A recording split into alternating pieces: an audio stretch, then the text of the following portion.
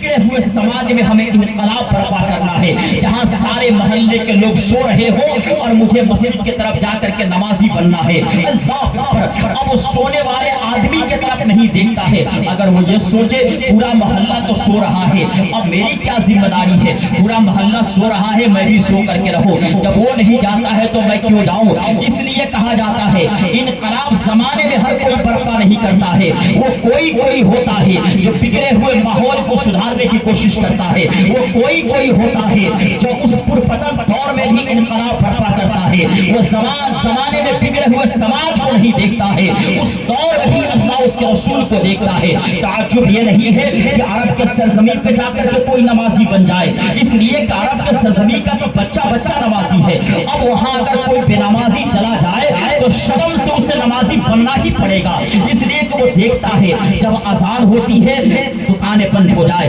जब अजान हो बस बंद हो जाए, जब अजान हो कारोबार बंद हो जाए, तो वहां सभी लोग अजान सुनते ही मस्जिद की तरफ बढ़ते हैं। अब वहां पे कोई बेनमाजी अगर बन करके जिंदगी गुजारे उसे शर्म आएगी, उसे हया आएगी कि मैं कितना बड़ा जालिम इंसान हूँ, पूरा इलाका मस्जिद की तरफ जा रहा है और मैं मस्जिद से बाहर आ रहा हूँ। अब ताज्जुब ये नहीं है कि अरब के सरजमीन पे जाकर के कोई नमाजी बन जाए, ताज्जुब तो ये है जहाँ पूरा मोहल्ला सो रहा हो, हैरत की तो ये बात है जहाँ पूरा मोहल्ला सो रहा हो और एक इंसान बेदार होता हो, नींद का गलबा बार बार कहता हो सो जाओ, लेकिन नींद के गलबे को कुर्बान करके देखता हो फजर का वक्त हो गया है। अल्लाह अकबर। जहां ठंडी के मौसम में वजू बनाने के लिए आदमी पानी लेने के लिए सोचता हो और इनकलाब बर्पा करने वाला उठता हो सुबह के वक्त में और वो देखता हो कि मुझे ठंडी को नहीं देखना है, मुझे वजू बनाना है और रब के बारगाह में जाकर के सजदा करना है। पूरा इलाका सो रहा है, बेदार होने वाला एक बेदार होता है। अल्लाह अकबर। वहां पे क्या होता है, मेरे आका रहमती आलम ने जो इरशाद फरमाया, जिस वक्त सुन्नत को मिटाया जा रहा हो और कोई सुन्नत पे अमल नहीं करता हो और उस दौर में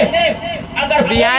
सुन्नत को जिंदा करता है तो अल्लाह ताला उसके नामे अमाल में 100 शहीदों का 100 शहीदों का सवाब अता फरमाता है। किस दौर में जहां सुन्नत को लोग भुला रहे हो, कोई सुन्नत पे चलने वाला ना हो, लेकिन कोई नौजवान वहां पे बेदार होता है मुझे सुन्नत पे चलना हो, अब उससे बड़ी कुर्बानियां देनी पड़ती है। अब जरा देखिए आजकल समाज में अगर कोई मुसलमान कोई मोमिन चेहरे पे दाढ़ी सजा ले उसे बहुत बड़ी कुर्बानी देनी पड़ती है, सर पे अगर टोपी रख ले